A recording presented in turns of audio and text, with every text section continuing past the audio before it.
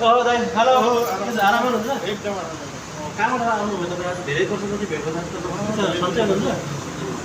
ए अहिले कहाँ गर्न लाग्नु भएको तपाईँ आजभोलि त तपाईँ त पुरा हेरसम्म भएछ त्यहाँ तपाईँ जमानामा त खत्रै हुनुहुन्थ्यो होला है त्यसो भन्नु पर्यो अहिले भनेर गाउँ खाने जस्तो हुन्छ हो र अनि मैले महिला चाहिँ तपाईँ उहाँलाई हुनुहुन्थ्यो पहिलाको कुरो गर्दाखेरि मलाई एउटा कुरो याद आयो गर्नु न त्यो कुरो यस्तै 58-60 सालतिरको 58-60 सालको 58-60 भनेपछि त धेरै वर्ष भयो धेरै वर्ष ल सुनाउनु त्यस्तै सिलसिलामा घरमा बुवा बगेले होइन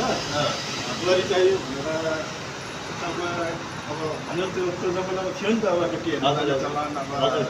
चलान थियो अनि एक ठाउँ गइयो हजुर केटी हेर्नु गइयो अनि केटी चाहिँ गइयो त्यो गाउँमा पुग्यो त्यस पछाडि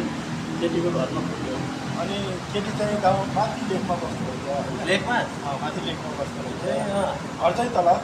घर चाहिँ तल पर्छ चाहिँ लेकमा बसाइ चाहिँ केटी एकले लेकमा बस्दो रहेछ ए जङ्गलमा कि घर थियो त्यहाँ जङ्गल पाहाड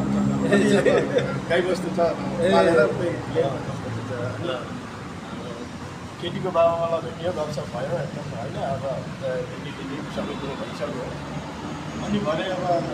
बेलुका मात्रै भेट्ने कुरो भयो होइन बेलुका भेट्ने कुरो भइसक्यो फेरि बेलुका भेट्ने कुरो मतलब अब फिक्स भइसक्यो फिक्स गर्नु पऱ्यो नि त अनि त्यो बेलामा माओवादीको यस्तो चल पाएको थियो कि माओवादीको सङ्कटकाल थियो सङ्कटकालको टाइम थियो होइन अनि त्यो जुन मलाई लिएर जाने के भन्छ अरे केटी देखाउनु लिएर जाने मान्छेले ए दिए मागेर लाने नदिए भगाएर लाने भनेर भन्ने दिए मागेर लिने अनि भगाएर जबरजस्ती भयो भने जबरजस्ती भयो भने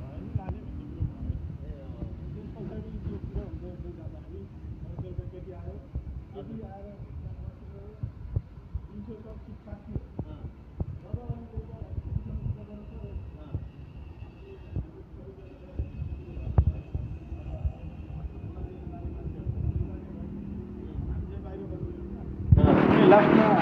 म चाहिँ बाहिरबाट बोलाएँ बोलाउने बेला म के उठ्न पाएको थिएँ उठेर भित्र छिर्न के पाएको थिएँ भन्दा केटीको बाउ हरामी रहेछ चाड खाएर के उफ्रि त भित्र छिर्न दिएन ढोकाबाट